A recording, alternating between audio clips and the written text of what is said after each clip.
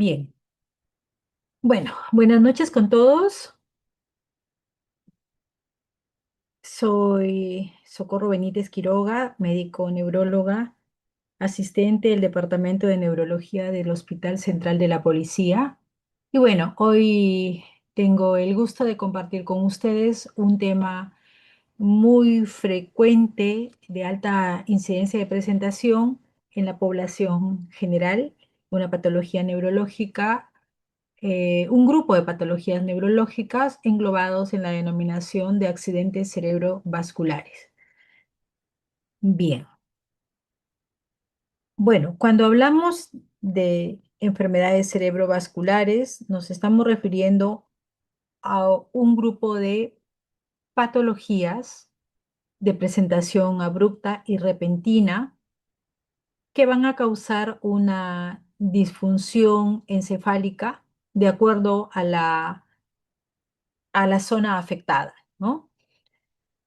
Entonces, la presentación de las manifestaciones clínicas pueden ser de manera transitoria, pueden ser de pocos minutos u horas, o pueden presentarse manifestaciones clínicas de manera permanente, en fase aguda, subaguda o más tardíamente como una forma de presentación secuelar. Hablaremos de acuerdo a las manifestaciones clínicas corroboradas con estudio de neuroimagen. Hablaremos pues de un proceso vascular isquémico que se va a presentar como consecuencia de un inadecuado aporte oxigenatorio, un adecuado aporte de nutrientes, por un proceso obstructivo de un vaso encefálico, ¿no? De acuerdo al área afectada. O también hablaremos de un proceso hemorrágico cuando pues hay una extravasación de sangre en determinada área del encéfalo correspondiente a una ruptura de una arteria encefálica. Bien, la circulación encefálica depende de dos grandes sistemas, ¿no? Depende de un sistema de irrigación anterior o sistema carotidio,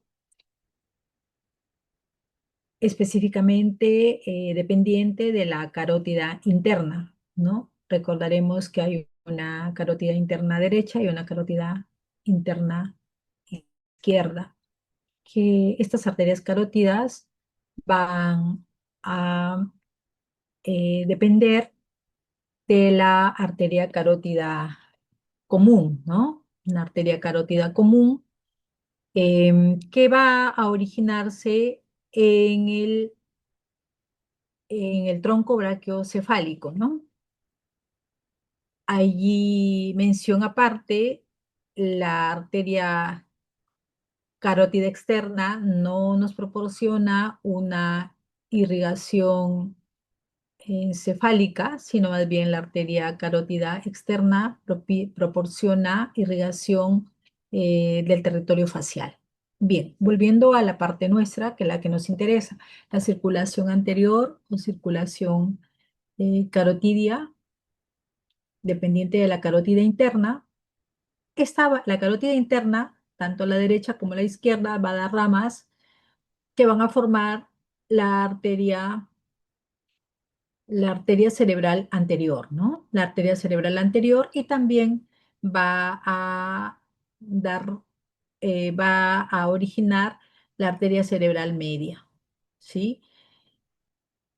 Y en la parte anterior, la unión de las arterias cerebrales anteriores va a estar dada por la comunicante anterior, como ustedes recordarán.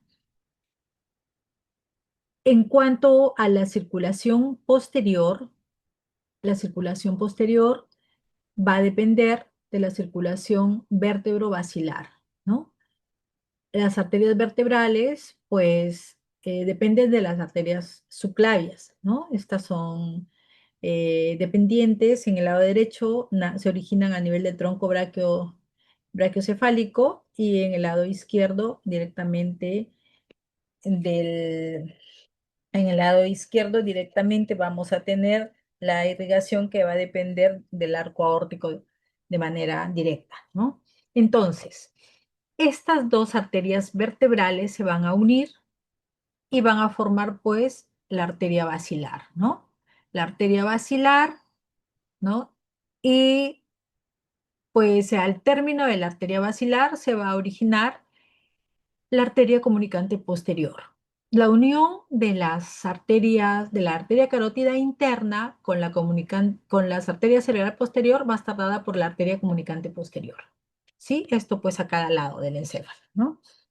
Bien, entonces esta circulación posterior va a darnos la irrigación de la fosa posterior, ¿no? Del cerebelo, del bulbo protuberancia, de la protuberancia del mesencéfalo y también del lóbulo occipital, ¿no? Entonces, lo importante acá es que conociendo la anatomía, ¿no? Conociendo la anatomía, bueno, pues la fisiopatología, la fisiología, y bueno, de acuerdo a, a las manifestaciones clínicas en el paciente, vamos a saber, nosotros nos vamos a orientar y vamos a definir, vamos a establecer clínicamente primero dónde está la lesión, ¿no? Recuerden ustedes que las manifestaciones clínicas en el paciente que presenta una patología encefálica vascular, un accidente cerebrovascular, va a estar dado por la zona afectada, ¿no? Por la zona de la lesión. Bien, entonces, importante saberlo que estas enfermedades cerebrovasculares no solamente afectan a personas de edad avanzada, sino pueden afectar a personas jóvenes, adultos, niños inclusive, ¿no? Se presentan en la población general. No es exclusivo solo de las personas de tercera edad, ¿no? A cualquier persona nos puede ocurrir realmente, ¿no? Hay que mencionar que las patologías vasculares de fosa posterior son las más aparatosas y las más discapacitantes, ¿sí? Igualmente, la hemorragia subaracnoidea también lleva a cuadros severos y a secuelas bastante, bueno, altamente significativas y discapacitantes en el paciente, ¿no? Em, Hay que tener en cuenta también que si no actuamos a tiempo, estas patologías vasculares van a llevar a mi paciente a que presente secuelas en un 80% de las personas afectadas. Solo el 20% de los pacientes va a recuperar la independencia funcional, pues está dado por se presenta en pacientes que tienen o que presentan patologías transitorias, ¿no? Los accidentes isquémicos transitorios, que por suerte digamos que el cuadro revierte rápidamente o en aquellos pacientes que tienen una patología vascular de poca extensión, ¿no? Con territorios arteriales pequeños, afectados, territorios pequeños, ¿no? Bien, pero bueno, eh, ¿qué factores están involucrados en la génesis de las enfermedades cerebrovasculares? Tenemos los factores de riesgo modificables y los no modificables. Dentro de los modificables, principalmente ciertas condiciones médicas, a la cabeza, la hipertensión arterial, diabetes mellitus, cardiopatías, dislipidemias, llámese eh, asociados a la disminución de HDL o al incremento de LDL. Recordarán ustedes que los valores normales, pues, de HDL, el HDL, ¿por qué lo mencionamos bastante nosotros en estas patologías vasculares? Porque, pues, actúa como un factor protector para que no se presenten las enfermedades cerebrovasculares. Está demostrado que personas que presentan HDL con una disminución significativa que va en valores menores en valores menores de 40 miligramos por decilitro van a tener mayor riesgo de presentar enfermedades cerebrovasculares. No así las personas que tienen un HDL ideal mayor de 60 miligramos por decilitro, ¿no? Porque pues el HDL va a recoger el colesterol, ¿sí?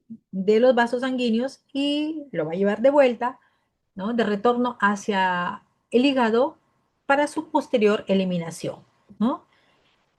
Mientras que personas, ¿no? Que tienen un LDL, una lipoproteína de baja densidad elevada, ¿sí? Mayor de 100 miligramos por decilitro. Recuerden ustedes que estos valores deben estar siempre en rangos menores a 100 miligramos por decilitro, pero si estos valores se elevan por diferentes motivos, llámese una dieta alta en grasas saturadas, sobrepeso, sedentarismo, bueno, también hay factores genéticos que pueden elevar estos valores de LDL, pues el paciente va a tener más riesgo de presentar accidente cerebrovascular, ¿no? Bien, bueno, bueno, ya mencionábamos las cardiopatías también, que pacientes que tienen patologías cardíacas, por ejemplo, los pacientes, las personas que tienen fibrilación auricular, tienen más propensión a hacer una enfermedad cerebrovascular, ¿no? Bueno, alteraciones modificables asociadas a comportamientos.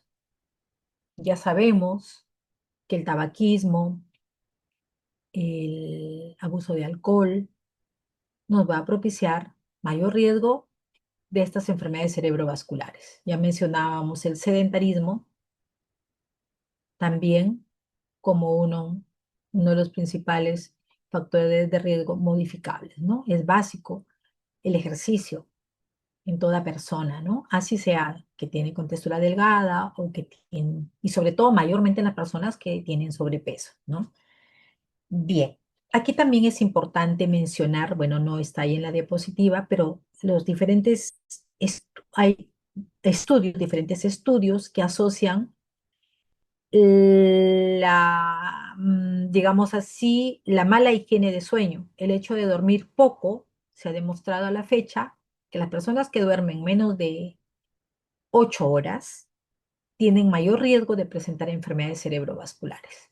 Igualmente, igualmente, las personas que son más propensas al estrés, ¿no? Antes decíamos que no había una asociación del estrés con las enfermedades cerebrovasculares, pero ya también está demostrado que ante situaciones de estrés constante, sobre todo, o sea, las personas que tenemos, bueno, por diferentes motivos, mayor propensión al estrés, la elevación del cortisol lleva a una alteración del sistema neuroendocrino humoral y por consiguiente, consecutivamente, digamos secundariamente, subsecuentemente, hay un riesgo, puede haber un riesgo de incremento de presentación de enfermedades cerebrovasculares. Ya mencionábamos pues el tema de las dislipidemias, ¿no? Una dieta, aquí la dieta es básica, ¿no? La dieta es básica, ¿sí? Personas, aquí debemos mencionar que uno de los pilares importantes que tenemos que mencionar a todo paciente que ya le ocurrió una enfermedad cerebrovascular o a aquellas personas que no les ha ocurrido una enfermedad cerebrovascular es el tema de la dieta. Obligatoriamente todos estamos llamados, comenzando por nosotros mismos, aunque a veces no lo cumplimos, mea culpa, pero bueno, la idea es difundir entre nosotros y entre los pacientes la disminución del consumo de grasas, ¿no? Ya lo mencionábamos, para disminuir el riesgo de dislipidemias, ¿no? Disminuir el consumo de grasas, disminuir el consumo de azúcares, harinas, ahí incluidas también, disminuir el consumo de sal, ¿sí? Y propiciar una dieta más sana, ¿no? Una dieta eh, mayormente dieta rica en antioxidantes, ¿no? Dieta rica en verduras, de pronto frutas, sí, sí puede consumirlas el paciente, sobre todo aquellas que no tengan mucho azúcar, ¿sí? Dieta rica en omega 3, rica en HDL, ¿no? Eh, Cuestiones que son básicas, ¿no? El consumo de alimentos ricos en HDL, debemos propiciar el consumo de, por ejemplo, los pescados de carnes, los pescados azules, ¿no? El bonito, la caballa, el jurel, que son sobre todo la parte oscura, ¿no? Que es la que realmente contiene el HDL, contiene más omega 3, ¿no? eh, Ciertos productos vegetales como la palta, bueno, los frutos secos, si el paciente sí los puede consumir, ¿no? Propiciar su consumo, ¿no? Bueno, además, los factores de riesgo no modificables, ¿no? Bueno, allí sí no podemos, digamos, hacer mucho. Está demostrado que a mayor edad hay más riesgo de que ocurran las enfermedades cerebrovasculares, ¿no? En el género, mayormente ocurre en personas de sexo masculino, pero cuando ocurre en mujeres, también está demostrado que el cuadro es mucho más aparatoso, deja más secuelas y también que hay un alto riesgo de mortalidad, mucho más que en relación a los varones. La raza. En cuanto a la raza, estas enfermedades afectan mayormente a las personas morenas o a las personas de raza negra. Y también se ha demostrado que factores de herencia influyen en la presentación de estas enfermedades cerebrovasculares, ¿no? Ya hay diferentes estudios que asocian el antecedente de que si un familiar directo tuvo una enfermedad cerebrovascular, pues, por ejemplo, llámese si el papá o la mamá tuvo accidente cerebrovascular, presentó un accidente cerebrovascular, pues los hijos tienen mayor riesgo de hacer una enfermedad cerebrovascular. Bien, bueno, pero pues como mencionaba, ¿cuándo vamos a sospechar una enfermedad cerebrovascular? Sospechamos a nosotros de una enfermedad cerebrovascular, que mi paciente está presentando una enfermedad cerebrovascular cuando es una persona que de pronto se encontraba tranquila haciendo alguna actividad y repentinamente, abruptamente, bruscamente, presenta ciertos signos o manifestaciones de focalización. Llámese focalización a manifestaciones clínicas que comprometen una determinada área encefálica. De pronto, el paciente abruptamente presenta una afasia, de pronto presenta una hemiparesia, de pronto presenta una hemiplegia, de pronto presenta trastornos de funciones superiores, trastornos conductuales, o de pronto presenta un vértigo aparatoso, un vértigo subjetivo, mm, a un habla escandida. Si lo examino, voy a encontrar manifestaciones de compromiso cerebeloso, por ejemplo, dismetría, de adococinesia, nistagmus vertical, vómitos incoercibles, en fin, manifestaciones clínicas focales que de repente, por la gravedad del hecho, de pronto se conviertan ya en un cuadro mucho más aparatoso, pero inicialmente el cuadro es manifestaciones focales, ¿no? Disfunción focal abrupta, de presentación abrupta. Entonces, en esas circunstancias, yo voy a pensar que el paciente está siendo afectado por una enfermedad cerebrovascular, ¿sí? Esta es una emergencia médica, ¿sí? Es una emergencia médica. Activamos el llamado código ictus, tenemos que actuar rápidamente, idealmente el paciente, atenderlo en el lugar donde nos encontremos, ¿sí? En una urgencia, si tengo la opción de llevarlo inmediatamente a una unidad de shock trauma, o una unidad de cuidados intensivos, pero de pronto me encuentro en un lugar muy lejano donde no tengo la opción de brindarle la oportunidad al paciente en estas áreas, pero sí como médico tengo que saber qué medidas urgentes voy a tener que adoptar para salvarle la vida a mi paciente y también para disminuirle una discapacidad posterior, ¿no? Bien, y si tienen pues opción, si tienen un especialista, un neurólogo, digamos, cerca o a quien más sale una interconsulta, inmediatamente solicitar la evaluación por, por el neurólogo, ¿no?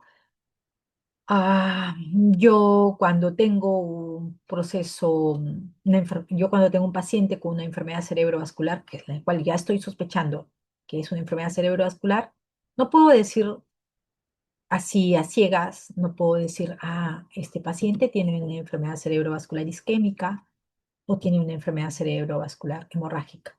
Lo voy a sospechar, quizás si es muy aparatoso el cuadro, sí pues lo voy a sospechar y puedo pensar que es una enfermedad cerebrovascular hemorrágica. Pero de pronto es un cuadro, sí, que le causa ciertas manifestaciones clínicas al paciente, pero lo veo estable y de pronto yo de repente diga, no, el paciente está estable, solamente es una isquemia. No, error, no puedo decir eso, no puedo decir eso. Siempre voy a requerir de un estudio de neuroimagen para poderle poner apellido a mi cuadro clínico, a la afección, al daño de mi paciente. Inicialmente, si no tengo un estudio de neuroimagen, no le voy a poder rotular con el apellido. Solamente me quedaré con el diagnóstico de enfermedad cerebrovascular. Pero pongo el apellido isquémico hemorrágico de acuerdo a la tomografía o a la resonancia que disponga eh, posterior, digamos, en lo posible inmediatamente, ¿no? Bien, seguimos. Bueno, entonces, importantísimo, ¿no? Patología abrupta, de presentación repentina, manifestaciones clínicas focales, inmediatamente actuar, ¿no? Inmediatamente actuar, mi estudio de neuroimagen, ¿no? Sí, lógicamente si tengo la opción de trasladarlo a un lugar donde pueda brindarle pues un estudio de neuroimagen, ¿no? Si estoy lógicamente de repente en un lugar muy profundo, es una zona muy lejana, pues sí, actuar igualmente y tratar de estabilizar en mi paciente hasta que se me presente la oportunidad de trasladarlo a un lugar de mayor complejidad, ¿no? Bien, ahora luego hablaremos ya del tratamiento, la rehabilitación más adelante. Bueno, entonces, básicamente aquí reiterando, siempre necesito para especificar mi diagnóstico una neuroimagen, ¿sí? Una tomografía o una resonancia, ¿no? Una tomografía, si tengo un paciente que tiene manifestaciones clínicas supratentoriales, pues sí, me bastará una tomografía. Pero si tengo un paciente con manifestaciones clínicas infratentoriales, manifestaciones clínicas de fosa posterior, voy a requerir, y si lo tengo a disposición, un estudio de resonancia, ¿sí? Allí, sí, en fosa posterior, si tengo, por ejemplo, un paciente que abruptamente presenta, a ver, manifestaciones clínicas, no sé, se me ocurre de nervios craneanos o manifestaciones clínicas que me lleven a pensar en un daño a nivel cerebeloso, ángulo punto cerebeloso, ¿sí? Fosa posterior, tronco encefálico, cerebelo. Voy a requerir ahí una resonancia. Idealmente, si estoy en un hospital, si estoy acá en Lima, por ejemplo, pues una resonancia con difusión, ¿sí? Ya, no se olviden. Manifestaciones clínicas superatentoriales. ¿Podría ser suficiente? Sí, una tomografía. Manifestaciones clínicas de fosa posterior, idealmente, si tengo opción, una resonancia. Ya está. Bien. Entonces, ya realicé mi anamnesis, ya me dijo la familia o de pronto el paciente si me puede proporcionar los datos. Sí, el paciente te va a decir, pues, ¿no? Como nuestros pacientitos se expresan, o su familia, ¿no? Estaba bien y de pronto ya no puede mover una parte del cuerpo, o de pronto ya no puede hablar, o de pronto no me reconoce, ¿no? Entonces hago mi examen físico y en mi examen físico encuentro, pues sí, que tengo una vía piramidal afectada, sí, que tengo de pronto una fascia mixta, que tengo una fascia de Broca, una fascia de Wernicke, en fin, o que tengo una alteración de funciones superiores, o que tengo de pronto, en fin, muchas manifestaciones clínicas de acuerdo al área encefálica afectada, ¿no? De presentación abrupta, ya lo decíamos, ¿no? Entonces ya, pienso en una enfermedad cerebrovascular. Actúo inmediatamente y ¿qué hago? Lo estabilizo, ¿no? Básico, la vía aérea libre, ¿no? ¿Qué hago? Le proporciono una hipervolemia. Ustedes me dirán, ¿por qué una hipervolemia? Luego lo vamos a ver eso, ¿sí? Pero, ¿qué hago? Llega el paciente a la emergencia, lo estabilizo, le pongo una hidratación endovenosa, idealmente con una solución salina, le ofrezco, le proporciono una protección gástrica. Recuerden que es un pacientito que está en estrés, ¿sí? Una protección gástrica es ideal. Y bueno, actúo con mis neuroprotectores, ¿sí? Más luego hablaré de ellos. Y bueno, ya lo estabilicé, eso lo hago rápidamente, ya soy bueno, ya estoy entrenado, ya soy interno en emergencia, o soy residente, o ya soy un médico ya graduado, o bueno, un especialista en la materia, ¿no?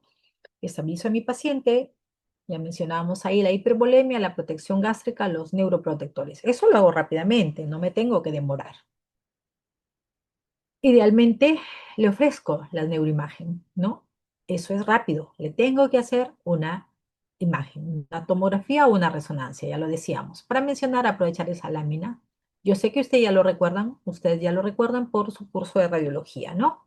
Ahí hacia mi mano derecha tengo una imagen compatible con una isquemia ya subaguda. Digo subaguda porque allí en esa imagen ya tengo un área marcada, una hipodensidad evidente, ¿no? Recuerden ustedes que en este caso estamos hablando de una tomografía, ¿no? Entonces, también recordarán que cuando hablamos de tomografía hablamos de densidades, ¿no? De una coloración oscura, grisácea, que ya con la evolución, los días puede tornarse más oscura, ya negruzca, eso es una isquemia. Pero si de en principio, desde el primer momento o en los días siguientes tengo una área de hiperdensidad, estoy hablando de sangrado, ¿sí? Entonces, hiperlucidez, área clara, hiperlúcida, ese es hiperdensidad. Eso es sangrado, hemorragia, lo de hacia mi mano izquierda, ¿no? ¿Ya? Recuerden también que no siempre, cuando nosotros abordamos, pongamos que viene un paciente dentro de las primeras horas de ocurrido el evento vascular y yo le tomo una imagen, en el caso de la tomografía, en las primeras horas, si no es un ojito entrenado, yo voy a ver una placa, digamos, entre comillas, normal. Eso es una isquemia. No significa que no haya lesión, es una isquemia. Lógicamente, en el control posterior, conforme transcurren las horas, hacia el día, ya voy a ver esta imagen que está aquí. Ojo ahí, bueno, a oídito ahí, ¿no? Oídito ahí. En las primeras horas, un isquemia en una tomografía se ve la imagen casi, bueno, isodensa, ¿no? Conforme transcurre el tiempo ya se va tornando hipodensa. En cambio, en el caso de las hemorragias, en una tomografía es perceptible la hiperdensidad desde el primer momento de ocurrir el evento. ¿Ya? Bien. ¿Hasta ahí preguntas, doctores? ¿Alguna pregunta hasta allí? Ujú. A ver, doctora Rojas, ¿alguna pregunta, doctora Rojas? María Fernanda. No, doctora. Ya, ¿se está entendiendo la exposición? Si no entienden, si de pronto estoy un poquito confundiéndolos, de pronto más sencilla la exposición, me avisan. ¿Todo bien, María Fernanda? Sí, doctora. Ya, a ver, ¿quién más tenemos por acá? Alexandro Alberto, ¿alguna pregunta? Ninguna, doctora, se entendió bien. Ok, seguimos. Ya está. Bien. Bueno, entonces recapitulando. La tomografía indicada mayormente para lesiones supratentoriales, ¿sí? Infratentoriales, resonancia. Fosa posterior, resonancia, ¿sí? Resonancia, el estudio específico es con difusión, ¿ya? No se olviden que en las primeras horas, si hago tomografía, aún habiendo una isquemia, no va a ser perceptible, mayormente perceptible. Conforme transcurren las horas, el tiempo, ya vamos a ver una clara hipodensidad. En cambio, en la hemorragia, en el caso de la tomografía, vamos a tener la alteración desde el primer momento. Y en el caso de la resonancia, en el caso de las isquemias, va a ser perceptible también la variación de señal desde el primer momento de ocurrido el evento. Bien, bueno, entonces, tenemos las enfermedades cerebrovasculares isquémicas y hemorrágicas. Las patologías isquémicas puede estar asociado con un accidente isquémico transitorio o puede estar asociado con un infarto cerebral establecido, ¿no? Que puede ser aterotrombótico o cardioembólico. Hablamos de accidente isquémico transitorio. Las guías últimas describen el accidente isquémico transitorio a un evento de disfunción neurológica que va hasta las 4 horas posteriores al inicio del evento. Antes, este tiempo se extendía hasta un día. Ahora ya el tiempo se ha disminuido y consideramos 4 horas de ocurrido el evento. ¿Ok? Bien, en la isquemia cerebral establecida, pues sí, ya es un paciente que tiene manifestaciones clínicas sostenidas. Ya no desaparece el cuadro, no desaparece rápidamente el cuadro. Es más, muchas veces, bueno, no es que muchas veces, sino va a dejarle cierta disfunción neurológica, a veces severa, a veces moderada o a veces muy leves manifestaciones clínicas en el tiempo. Y bueno, si tenemos los cuadros aparatosos donde el paciente queda marcadamente secuelado. Sí, ya lo vamos a ver posteriormente con la escala, las escalas para medir estas secuelas. Bien, y en el tema del sangrado, pues puede haber un daño intraparenquimal o puede haber un daño de alteración meningia, ¿sí? Un daño de las cubiertas, básicamente una hemorragia es específicamente relacionada con la hemorragia subaracnoidea. Ok, seguimos. Bien, nuevamente allí, ahí tenemos una isquemia, ya una isquemia encefálica, ustedes pueden ver ahí lo que les decía, ¿no? Una isquemia, eso ya es de días de evolución, ya estamos en una fase subaguda o crónica. ¿Sí? Ahí tenemos ya una marcada hipodensidad. Ya no es como las imágenes anteriores, era grisáceo, ¿sí? Pero no era tan marcado la hipodensidad. Ahí ya tenemos ya una placa que va hacia la cronicidad, ¿no? Y posterior formación de malasia, ¿no? Ahí hacia mi izquierda. Y hacia la derecha ya hablábamos, desde el primer momento puede evidenciarse el área de hiperdensidad, el sangrado encefálico.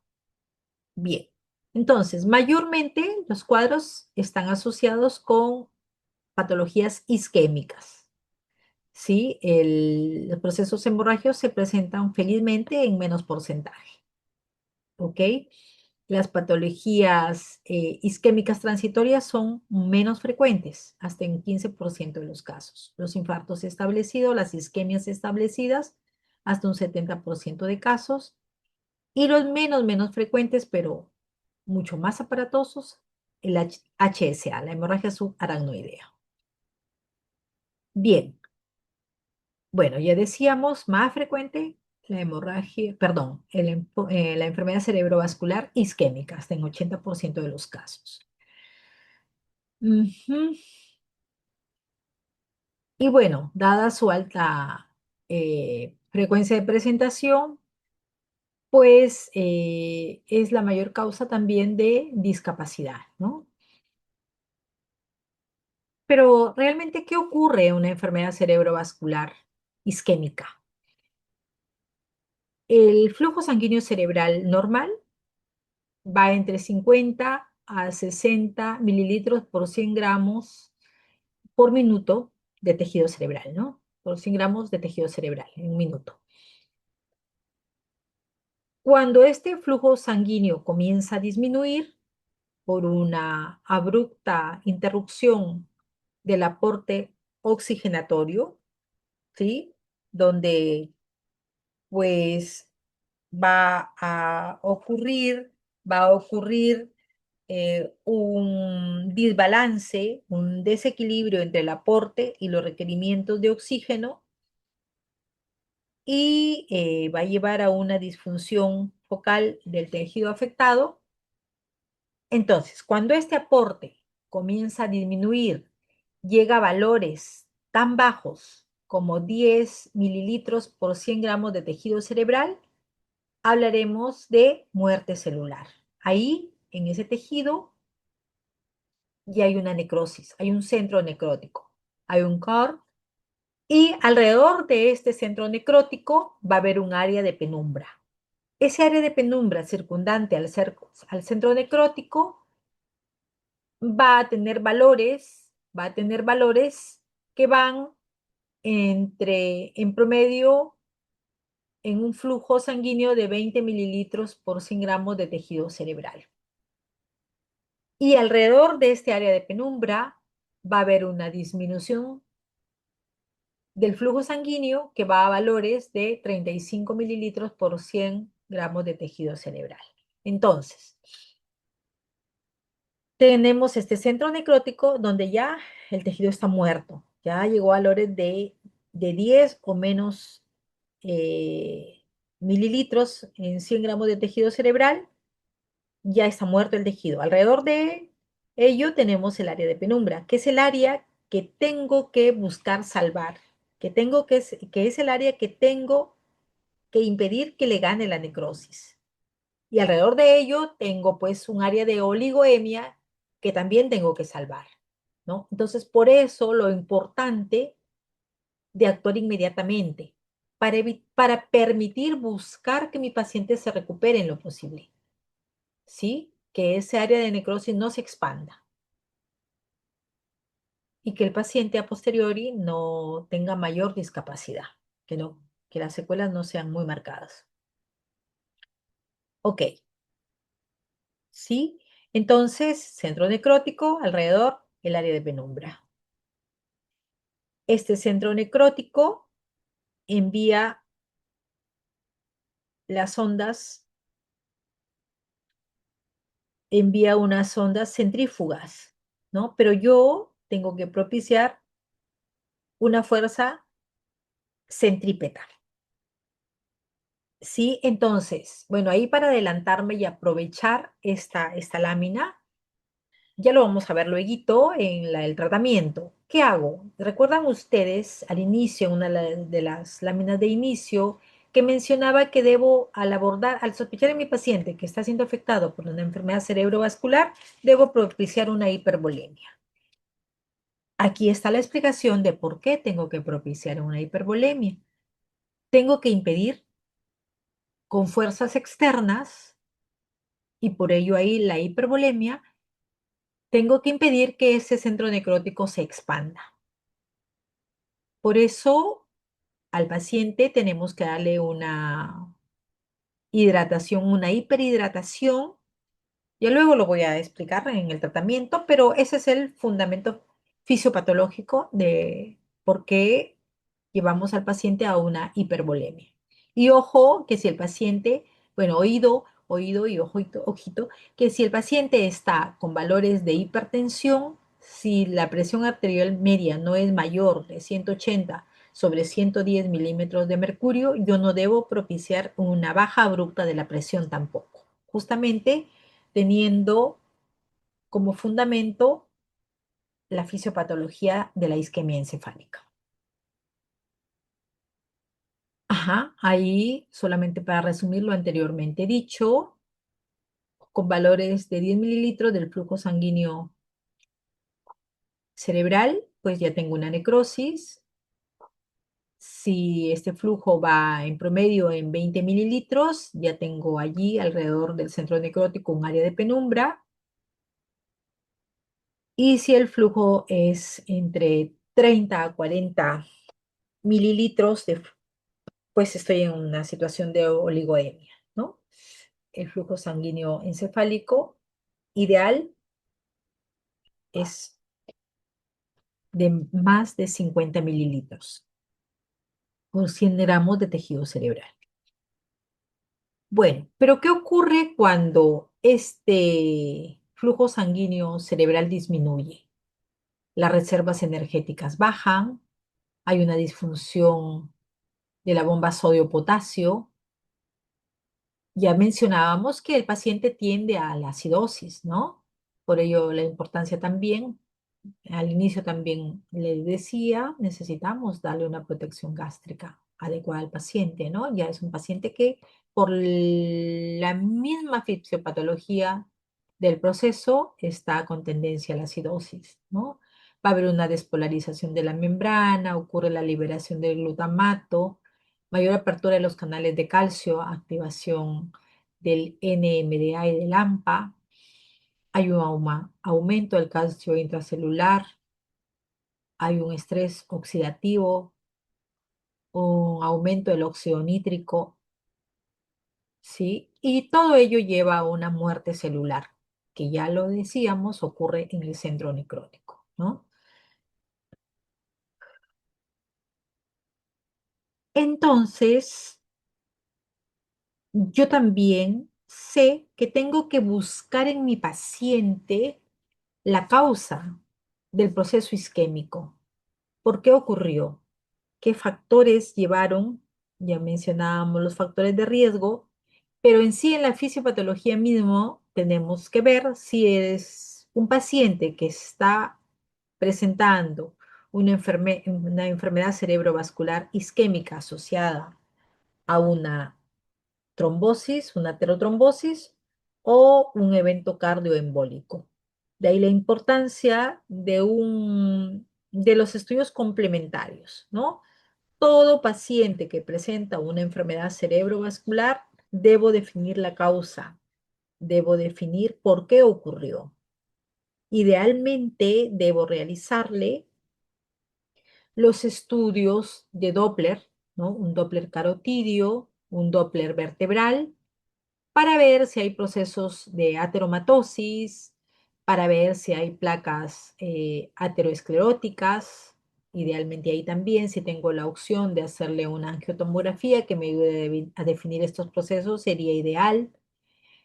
Debo tener el apoyo del cardiólogo también para ver si hay algún proceso a nivel cardíaco que haya sido la causa o esté descompensando a mi paciente. Si por allí el paciente tiene de pronto una arritmia cardíaca, si tiene una fibrilación auricular, ¿sí? O si el paciente tiene una alteración em, por ejemplo, ya mencionábamos también de HDL bajo, ¿no? O de LDL alto, ¿sí? O también definir, pues, cualquier factor de riesgo que haya propiciado la enfermedad cerebrovascular isquémica en mi paciente, ¿sí? Pero debo definir específicamente si el cuadro es aterotrombótico o cardioembólico, ¿no? ¿Y por qué? También lo anterior, porque de ello va a depender si yo puedo antiagregar en mi paciente, si requiero una anticoagulación, de pronto si está dentro de las primeras horas de ocurrido el evento, le voy a ofrecer una fibrinolisis. Entonces son las diferentes alternativas de tratamiento le puedo brindar al paciente con ACV isquémico, ¿no? Con ictus. Nuestro actuar inmediato, reiterando aquí, está destinado a defender la zona de penumbra. Está destinado a evitar que se expanda el centro necrótico y también a prevenir las secuelas en el paciente, ¿no? Así como también nuestro actuar a posteriori está destinado a evitar la ocurrencia de un nuevo evento, un nuevo evento vascular. Llámese la prevención secundaria, que ya luego también lo explicaré. Bien, recuerdan ustedes que les decía, ¿no? Que cuando hacemos una tomografía, en las primeras horas, muchas veces yo lo voy a ver la placa aparentemente normal, ¿no? Un ojito, lógicamente, todavía no muy bien entrenado, voy a ver una placa isodensa, ¿no? Pero si lo miramos ya con más precisión, hay cambios mínimos en el estudio tomográfico que se van a ver en la patología isquémica, ¿sí? Mencionamos aquí, a ver, ¿qué tenemos? Tenemos eh, a nivel de la arteria cerebral media, esta arteria cerebral media se va a tornar hiperdensa si lógicamente la lesión está en esta zona. Ciérralo. Tenemos también que puede haber una hipodensidad en los núcleos de la base, ¿sí? Aquí lo marcamos, una hipodensidad en los núcleos de la base. Podemos tener una pérdida de la diferenciación del ribete insular, ¿sí? Podemos tener una hipodensidad en la corteza cerebral, aquí marcado con el número 4. Podemos tener también una pérdida de de los surcos encefálicos, ¿no? En este caso, cuando hay un edema sobre todo, un efecto de masa, ¿no? Se pierden los surcos, se borran, hay un borramiento de los surcos. Entonces, esos son cambios incipientes que los podemos ver desde el inicio de del cuadro clínico. Lógicamente, ya hacia el día de ocurrido ya vamos a tener pues una marcada hipodensidad, como ya mencionábamos, que va a ser muy perceptible, ¿sí? En isquemia, ojo, en isquemia. Bien, lo mismo ahí, arteria cerebral media hiperdensa, ¿sí? Bueno, si esta es el área afectada, con un ojito bien entrenado, sí, pues se puede percibir desde el primer momento casi, ¿no? Bueno, ya mencionábamos el borramiento de los núcleos de la base, la pérdida del ribete insular y bueno, ya muy perceptibles, generalmente hacia el día de ocurrido el evento, la hipodensidad. Ya, a ver, aquí tenemos hacia mi izquierda una hipodensidad asociada a una isquemia encefálica, pero como pueden ver ustedes en el tiempo, esta hipodensidad, ¿sí? Acá hacia mi derecha, ustedes van a ver ya lo que les decía, ¿no? Acá lo vemos de una tonalidad, de una coloración grisácea, ¿no? Una hipodensidad. Pero conforme transcurre el tiempo, esa zona afectada se va tornando más oscura, más hipodensa, ¿sí? Y hay una retracción ahí ventricular, compensatoria a esta zona de encefalomalacia, que es el área bastante hipodensa que evidenciamos aquí. ¿Sí? Esa es la evolución. Hacia eso, hacia ello va la isquemia, en este caso, este territorio. Miren acá, no lo diferenciaban muy bien. Conforme transcurre el tiempo, ya se forma la encefalomalacia y bueno, pues ahí lo podemos apreciar en esta imagen, ¿no? Bien, ya hablábamos que la resonancia magnética, muy importante sobre todo en las patologías de fosa posterior. Si tenemos opción de hacerla en las primeras horas, la tenemos a la mano, pues sí, nos sirve totalmente. Desde el primer momento también ahí se observan los cambios de señal, ¿no? Ya está. Y bueno, decíamos que el estudio específico en patologías vasculares es la difusión para isquemia encefálica, ¿sí? Porque nos va a identificar regiones isquémicas desde el primer momento de ocurrir el evento. Permite detectar zonas de isquemia reversibles y zonas con alto riesgo de hemorragia posterior a tratamiento con trombolisis. Ya, luego hablaremos de la trombolisis. La sensibilidad y especificidad de este estudio con difusión es alto, ¿no? 95 a 100% en cuanto a la especificidad y también llega a 100% en cuanto a la sensibilidad. Muy bien. Bueno, ya hablábamos de que las manifestaciones clínicas en el paciente van a depender del área cerebral afectada. No es lo mismo que yo tenga una afección, un daño a nivel del sistema vertebrovascular, de la circulación posterior, a que tenga manifestaciones clínicas por daño del sistema anterior, del sistema carotídeo, ¿no? Carotidio, dependiente de la carótida interna. No se olviden de eso. Muy bien, entonces, a ver, bueno, ahí tenemos manifestaciones clínicas que van a estar asociadas a alteración de la arteria cerebral anterior, ¿no? Puedo tener un paciente con una hemiplegia contralateral, puedo tener un paciente con manifestación de funciones superiores, con alteración de funciones superiores, un paciente abúlico, un paciente de pronto con una abrupta alteración del comportamiento, de la conducta. Puedo tener también un paciente afásico, ¿sí? En fin, una variedad de manifestaciones clínicas que pueden indicarme una lesión a nivel de la arteria cerebral anterior. ¿Ok? Bien, puedo tener un paciente con manifestaciones de alteración de la arteria cerebral media. De pronto el paciente tiene una fascia mixta, ¿sí?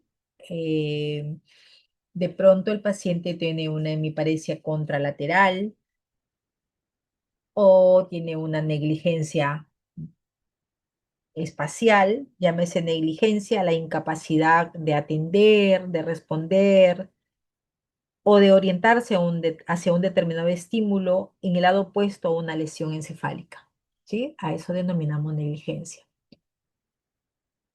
O de pronto mi paciente tiene manifestaciones de fosa posterior. Llámese que lo examino. Bueno, pues el paciente viene porque de pronto la familia me dice que está hablando mal. Yo lo escucho y sí, pues tiene un habla cerebelosa, no tiene un habla escandida. De pronto lo examino y tiene un nistagmus vertical, ojo, oído. El nixtamus vertical es el nixtamus que específicamente nos orienta hacia una patología central. El nixtamus horizontal nos orienta hacia una patología periférica, ¿ya? Bien, o de pronto mi paciente amplía la base de sustentación, tiene una marcha atáxica, una marcha con ampliación de la base de sustentación, de pronto tiene una paresia del tercero, del cuarto, del sexto, de pronto ah, tiene dificultades para tragar los alimentos, tiene una diplopia, en fin, manifestaciones que me lleguen a pensar en una fosa posterior. Lo examino, encuentro una dismetría, una diadococinesia, en fin. Entonces, ahí estaría pensando en una alteración del sistema posterior, el sistema vértebro-basilar. ¿Ya? Bien. A ver. la escala NIS. ¿Qué me mide? Me va a medir el déficit neurológico que se produce tras un accidente cerebrovascular, es decir, va a valorar la severidad del daño, ¿sí? Hay que considerar que en esta escala, a mayor puntaje, mayor déficit neurológico, ¿ok? Entonces, esta escala tenemos que tenerlo en cuenta cuando nosotros queremos determinar, queremos darle una graduación al déficit neurológico, ¿no? Como ven ustedes allí, ante determinadas manifestaciones clínicas vamos a poner un puntaje a lo encontrado, ¿no? Aquí les dejo la escala, por favor, sí, denle una miradita, léanlo por favor, pero ya lo importante es que ustedes sepan que esta nos va a medir específicamente el déficit neurológico que está asociado a una patología vascular y que valora la severidad del daño, ¿no? Mayor puntaje, mayor déficit neurológico. Ya está. Ahí les dejo eso, no quiero cansarlos porque, bueno, léanlo con calma ustedes. Bueno, en cuanto al tratamiento. El tratamiento, a ver, como se habrán podido dar cuenta ustedes, en neurología es una asociación, la especialidad es eso, ¿no? ¿Qué vemos en neurología específicamente? Vemos un paciente integrado. Si nosotros para hacer un diagnóstico final o un diagnóstico nosológico, mm, tenemos que hacer una interrelación entre la anatomía, la fisiología y la fisiopatología, las manifestaciones clínicas del paciente. ¿Sí? Ya hablábamos entonces, ya veíamos la circulación encefálica, ¿no? La anatomía. Ya lo recordábamos que tenemos la circulación anterior, la circulación posterior, la circulación anterior, dependiente de la arteria carótida interna, la circulación posterior, la circulación vertebrovascular, ¿sí? Y decíamos también que tenemos que tener en cuenta la fisiopatología para saber cómo voy a actuar, qué tratamiento voy a brindar a mi paciente. ¿Sí? Entonces, ¿por qué? Porque tengo que saber qué hago, por qué lo hago, ¿no? No solamente sí, pues es un paciente que tiene un infarto y bueno, pues pónganle un cloruro, pónganle una solución salina o ya pónganle, no sé, aspirina o no, no sé, pónganle, anticoagúlenlo. No, no, tenemos que saber por qué hacemos tal o cual cosa. Tenemos que saber, ¿tiene esa manifestación clínica? Ah, entonces tiene esto, ¿no? Tiene una fascia mixta, tiene una fascia transcortical. Entonces la lesión está a tal nivel, está en el área del lenguaje, está en el lóbulo frontal. De pronto, si mi paciente tiene una hemianoxia homónima o de pronto tiene una hemianoxia temporal, yo ya tengo que estar orientado hacia dónde está la lesión, ¿no? O si de pronto mi paciente tiene una visión tubular, la lesión estará en el lóbulo occipital, ¿no? Entonces tengo que saber específicamente qué áreas del cerebro, qué lóbulos cerebrales cumplen determinada función, porque al afectarse determinada área encefálica, voy a tener las manifestaciones clínicas de en mi paciente. Y tengo que saber, pues, si el paciente tiene una fascia mixta, qué arteria está afectada. También tengo que saber si el paciente tiene, ah, ya hablaba, una visión tubular, qué arteria está afectada, ¿no? Entonces, ¿por qué? Porque también va a depender de mi diagnóstico, hago mi diagnóstico y de ello va a depender el tratamiento que le dé mi paciente. Y tengo que saber qué ocurre, ¿no? Aquí, en esta lámina. Ya decíamos que fisiopatológicamente está ocurriendo una necrosis. un infarto establecido, ¿no? Estamos hablando de un infarto establecido. Recuerden que el accidente isquémico transitorio tiene la suerte, el paciente, digamos así, que en pocas horas, en poco tiempo, se va a recuperar y no hay este proceso. En el accidente isquémico transitorio no ocurre esto. Esto ocurre en la isquemia establecida. Entonces, tengo que saber qué está ocurriendo, que tengo un centro necrótico que tengo que salvar, que tengo que evitar que se expanda, que tengo que evitar que comprometa el área de penumbra. Entonces, tengo que restablecer el flujo sanguíneo cerebral, ¿sí? Y ahí está la explicación de la hipervolemia, ¿sí? Y ahí está la explicación de que cuando llega el paciente, lo abordo y ya sospecho que es un accidente cerebrovascular, tengo que darle alto volumen de solución salina, ¿sí? Para hacerle contra a la expansión de este centro necrótico. Idealmente debemos darle al paciente un goteo rápido, en promedio 50 gotas, 50 gotas por minuto. ¿Ya? No se olviden ustedes. ¿Ya? Y no, en base a esta misma fisiopatología, debo evitar bajar abruptamente la presión arterial. La presión arterial, vuelvo a repetir, la PAN no debe ser menor de 180 sobre 110 milímetros de mercurio. En la fase aguda, ojo, en la fase aguda del proceso. Lógicamente, pasando las 48 horas de ocurrido el evento, yo ya tengo que comenzar a regular la presión.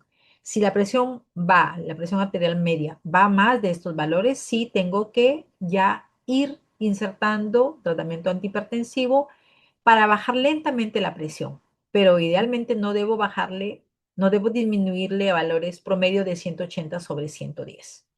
¿Ya?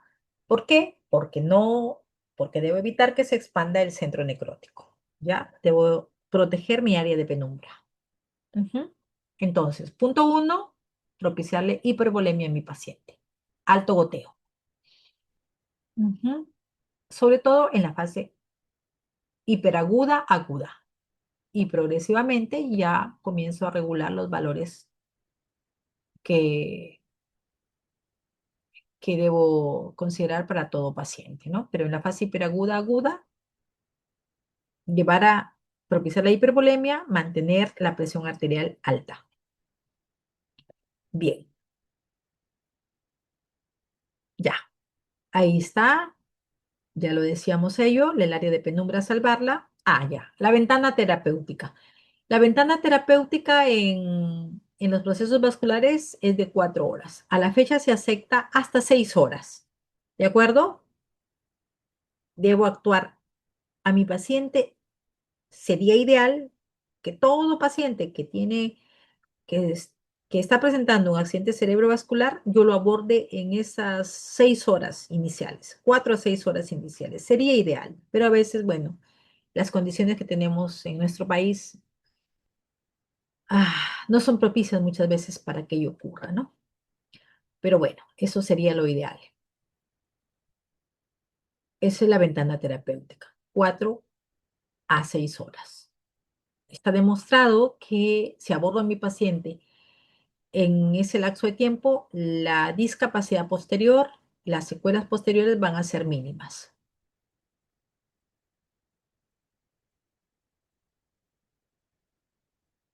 Listo. Ya lo decíamos también que es una emergencia neurológica, ¿no? Una emergencia médica. Ya lo decíamos ello. Lograr una mejora de la perfusión cerebral en el área de hipoperfusión y oligoemia en riesgo de necrosis. Goteo alto, ¿sí? 40 a 50 gotas por minuto. No usar soluciones glucosadas. Si usamos soluciones glucosadas, ya decíamos que es un paciente que está con tendencia a la acidosis también, ¿no? Entonces le daríamos un sustrato con la glucosa para ir hacia una acidosis, ¿no? Y bueno, la trombolisis. Si tenemos la opción de brindarle al paciente una trombolisis, que idealmente debe ser hecha en las primeras horas, se acepta la fecha hasta 6 horas, de ocurrir el evento y si el paciente reúne criterios de inclusión para que se realice una trombolisis, porque oído ahí, ojo ahí, no todo paciente que presenta una enfermedad cerebrovascular se le realiza trombolisis.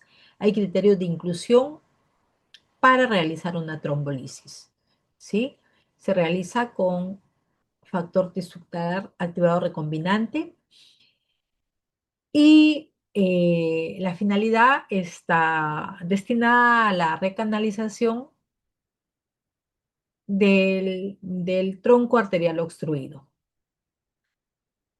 Ya, eso es lo que me va a propiciar, voy a propiciar en mi paciente con la trombolisis. ¿Cómo se realiza? Se realiza por vía endovenosa, ¿sí? Factor tisular activador recombinante a dosis de 0,9 miligramos por kilogramo, dosis máxima de 90 miligramos, y se debe administrar el 10% de la dosis en bolo y el resto en una infusión en 60 minutos. ¿Sí? Entonces, 10% en bolo y el 90% restante en una hora. ¿Sí? Por Volutrol. ¿Y por qué? ¿Y por qué la dosis máxima es de 90 miligramos? ¿Y por qué hay criterios de inclusión para trombolisis? ¿Por qué no todo paciente que presenta una enfermedad vascular isquémica le realizó trombolisis? Ojo, oído. La trombolisis solo es para los pacientes con isquemia encefálica, ¿sí? Ya está. Ahí están los criterios de inclusión. La edad del paciente debe ir entre 18 a 80 años. El diagnóstico clínico de ictus en las primeras horas. Ahí dice 4 horas, pero ya les decía que se ha extendido hasta 6 horas a la fecha, ¿ya? Y el estudio de neuroimagen previo normal o con signos precoces de infarto en menos del 33% del territorio de la arteria cerebral media. Ese es un requisito específico. Pacientes que tienen un daño de ACM mayor a este porcentaje no se les realiza trombolisis. Muy bien, pero no todos los pacientes tengo la opción de brindarles trombolisis, o porque no cumplan los criterios, o porque de pronto no tengo a la mano un fibrinolítico, no tengo a la mano el factor tisular activado recombinante. Entonces, tengo la alternativa terapéutica de la antiagregación o también tengo la alternativa terapéutica de la anticoagulación en pacientes cardiópatas, sobre todo a aquellos pacientes con fibrilación auricular. Bien, en el caso de la antiagregación, la antiagregación lo realizo, como ustedes saben, con ácido acetil salicílico y está indicado dosis altas de ácido acetil salicílico en la fase aguda. Se indica a dosis hasta inclusive promedio de 300 miligramos en las primeras horas. Ahora, puedo también proporcionar a mi paciente clopidogrel. ¿Sí? Lo antiagrego al paciente con ácido acetil salicílico o con clopidogrel. Hay escuelas que dan una terapia dual para antiagregación. Le proporcionan al paciente ácido acetil salicílico y clopidogrel. Pero está demostrado que esto no produce un efecto mayormente benéfico, estadísticamente significativo con relación a que se use solamente uno de los antiagregantes. Más bien puede llevar a un riesgo de sangrado, una transformación hemorrágica. Igualmente, acá si les mencioné que en la trombolisis, el riesgo mayor de una trombolisis es que esta isquemia se convierta en una hemorragia. Por eso los criterios de inclusión están totalmente definidos. Son específicos, ¿no? Específicos para un paciente a quien se le vaya a realizar. ¿Ya? El riesgo mayor es la conversión hemorrágica y el desenlace fatal en el paciente. Ya. Y en la antiagregación también. Debo ser cauto, debo ser muy cauto en lo que uso, ¿no? Una persona muy cauta con el uso de los antiagregantes, porque hay una alta tasa de ocurrencia de transformaciones hemorrágicas, sobre todo en terapia dual. Así que si tenemos un paciente con ACV isquémico. A ver, con la experiencia les puedo decir que podemos antiagregarlo con ASA o con clopidogrel. Sí, idealmente yo, por ejemplo, no uso una terapia doble, ¿no? No, no. La respuesta, la efectividad es igual como que con que use un solo antiagregante. Hay que cuidarnos mucho del sangrado, pues, ¿no? Y esta terapia de antiagregación debo combinarla, acá falta, acá hay que no la veo acá, ya. Pero bueno, debo complementar con la terapia con el uso de las estatinas, ¿sí? Una protección del endotelio vascular, ¿no? Entonces, yo voy a usar estatinas inicialmente en fase aguda, voy a usar estatinas en dosis altas. En el inicio debo usar estatinas, llámese atorvastatina, que tenemos en el mercado peruano, o rosuvastatina también, a dosis altas, a 80 miligramos día. Puedo bajarlo ya en la fase subaguda, dosis de 40 miligramos, mantenerlo en la fase, en el primer mes de ocurrido el evento, y ya hacia el segundo mes de ocurrido el evento voy a mantener una terapia, bueno, de mantenimiento, valga la redundancia, ya a dosis de 20 miligramos. Sí puedo llevarlo, si ya considero, a 10 miligramos, ¿no? Lógicamente, teniendo en cuenta los efectos adversos o efectos secundarios de estos fármacos. Hay que ser ahí también, tener mucha precaución con el uso de los antiagregantes siempre que lo uso y recomendarle bien al paciente que lo haga con una adecuada protección gástrica, ¿no? Llámese con posterior a la ingesta de alimentos, nunca con el estómago vacío por el riesgo de, de gastritis, por el riesgo de úlcera gástrica, por el riesgo de sangrados, ¿no? Y también recomendarle, pues, que si voy a tener algún proceso quirúrgico, pues suspender 3 días antes el uso de estos antiagregantes. Y por ahí uno no está libre de una emergencia, decirle siempre al paciente que no, pues no está libre nadie está libre de que presente una emergencia, siempre, si va por ahí a realizarse un procedimiento de emergencia, mencionar siempre que es al paciente antiagregado.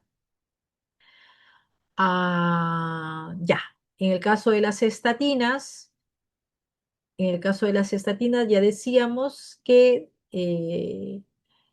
bueno, es un estabilizador del endotelio vascular, pero también en cuanto a prevención secundaria nos va a llevar a mejorar los niveles del HDL, ¿sí? Ya sea el ácido, perdón, la atorvastatina o la rosuvastatina, nos va a llevar el HDL, buscamos con ello llevar el HDL a valores normales entre 40 a 60 miligramos por decilitro, o idealmente más de 60 miligramos por decilitro de HDL, ¿no? Y bajar también los valores de LDL. ¿Ya? Listo. Bien. A ver, la movilización del paciente, en cuanto ya el paciente esté estable, perdón, el paciente esté estable, tenemos que bueno, tenemos que movilizarlo, ¿no? Tenemos que movilizarlo para evitar ciertas situaciones de riesgo, ¿no? Y ya a posteriori también evitar, por ejemplo, las úlceras, ¿no? Ya, en los pacientes anticoagulados, ya les mencionaba que mayormente la anticoagulación es para pacientes que tienen una patología cardíaca, específicamente los pacientes con fibrilación auricular. Antes se usaba la warfarina, pero la verdad que era bastante, bueno, era bastante riesgoso su uso, ¿no? Teníamos que estar midiendo el INR, teníamos que estar prohibiendo al paciente el consumo de ciertos alimentos, las hojas verdes, en fin, ¿no? Pero ahora ya tenemos nuevos anticoagulantes, el rivaroxaban, el apixaban, que son mejor tolerados por los pacientes que tienen menos muchísimo menos efectos adversos o efectos secundarios. Listo, la neuroprotección. La neuroprotección está dado con fármacos que existen como la citicolina que sobre todo tienen buena efectividad en la fase aguda, hiperaguda, hasta las 6 semanas de ocurrido el evento vascular. ¿Sí? A dosis altas al inicio, hasta 2000 miligramos día, durante 6 semanas en promedio. Y bueno, después de eso también está demostrado que no cumplen mayor efectividad en el paciente. Bueno, no se requiere del uso de corticoterapia en las patologías vasculares, no, en las patologías vasculares, ni isquémicas ni hemorrágicas, ojo. La rehabilitación, ya lo mencionábamos, que la rehabilitación, en cuanto el paciente se encuentre estable, tenemos que iniciar la rehabilitación, ¿sí? En pacientes mayores, en pacientes de tercera edad, para evitar la postración y para tratar de reinsertarlo nuevamente al paciente, ¿no? A que haga para que deambule, para que no se postre, pues, ¿no? Y en las pacientes jóvenes, recordemos la plasticidad neuronal. La plasticidad neuronal en los pacientes jóvenes. ¿Qué significa plasticidad neuronal? Plasticidad neuronal, si hablamos en términos sencillos, significa que las neuronas de un determinado tejido cerebral afectado, de un determinado tejido que pierde su función, las neuronas circundantes, las neuronas vecinas van a aprender a hacer la función por contigüidad de la zona que se afectó. ¿Sí? Entonces, en eso se basa la plasticidad neuronal. Iniciar rápido la terapia física en el paciente en cuanto ya se encuentre estable para que la plasticidad neuronal comience a expresarse también. Bueno, chicos, no quiero cansarlos más, pero este es un grupo de patologías que pues sí, necesitamos que ustedes sepan manejarlas, por eso eh, es un poquito extensa la exposición, pero bueno, en el caso de enfermedad cerebrovascular hemorrágica, hablamos, ya decíamos, de las hemorragias intraparenquimales o de la hemorragia subaracnoidea. Hemorragia subaracnoidea está referido a un daño que ocurre dentro del espacio subaracnoideo, ¿no? Comprendido entre la capa interna, la pía madre, y la capa media, que es la aracnoides. Entre este espacio va a ocurrir la hemorragia subaracnoidea. Y la hemorragia intraparenquimal, ¿sí? Que puede presentarse por diversas causas. Mayormente está asociada a patologías de etiología hipertensiva, pero también pueden haber otras patologías que pueden llevar a sangrados encefálicos. Pues muy frecuente, sabemos, son los aneurismas rotos o la ruptura de malformación arteriovenosa. Recordar también que hay otras patologías que pueden llevar subsecuentemente a sangrados cerebrales, como es el caso de los procesos neoplásicos, sean benignos o malignos, circundantes a las zonas, a las lesiones, se pueden producir ciertos sangrados. Hay pacientes también que por coagulopatías, por trastornos hepáticos o por uso de ciertas drogas, de ciertos fármacos, ya hablábamos de los antiagregantes, por ejemplo, pueden hacer procesos hemorrágicos. ¿Sí? Ahí tenemos las causas: hipertensión, coagulopatías, amiloidosis, las personas que tienen vasculitis, es bastante frecuente que hagan procesos de sangrados, terapia anticoagulante, tratamiento antitrombolítico, ya decíamos, la epidemiolisis puede llevar a esto, a los sangrados, y bueno, pues ruptura de malformaciones arteriovenosas y aneurismas. Ahí tenemos imágenes compatibles con patologías hemorrágicas, ¿no? En la tomografía, desde el inicio, hiperdensidad. Y bueno, escalas, escalas específicas para graduar el daño, ¿no? La escala de Hansen-Hens para la hemorragia subaracnoidea nos va a medir el, la gravedad, la gravedad que podamos encontrar clínicamente en el paciente. Grado 1, ausencia de síntomas. No puede haber muy discretas manifestaciones de dolor de cabeza, de rigidez de nuca. Y un grado que va pasando por el grado 2, 3 y 4, que ahí lo tenemos, hasta un grado 5, que ya tenemos un paciente con signos de descerebración, paciente en coma, ¿no?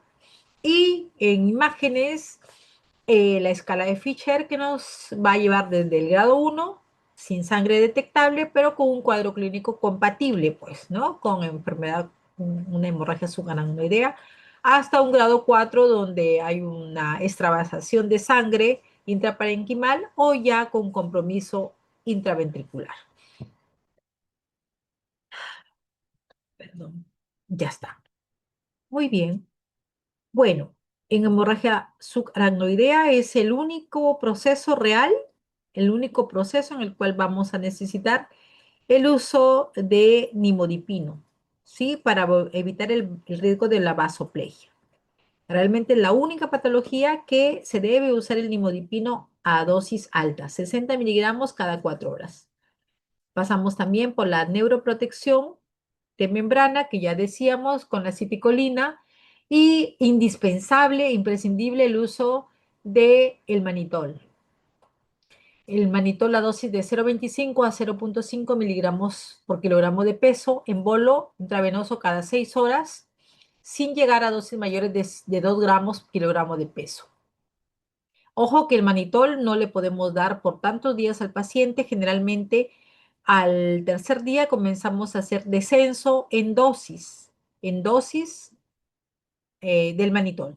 Las horas las mantenemos, pero comenzamos a hacer descenso en dosis. ¿A qué me refiero con descenso en dosis? Supongamos que al inicio le doy 100,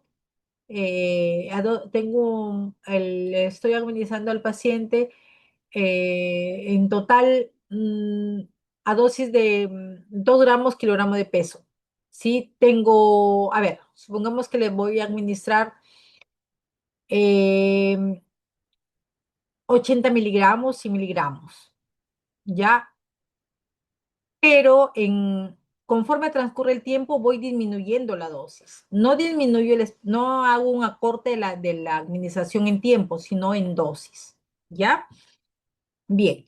Bueno, en el caso de hemorragias, de sangrados encefálicos, yo tengo que estar atento si este sangrado se expande más y, y de pronto tenga que realizarse un tratamiento quirúrgico, apoyarnos con los neurocirujanos para el abordaje quirúrgico en el paciente.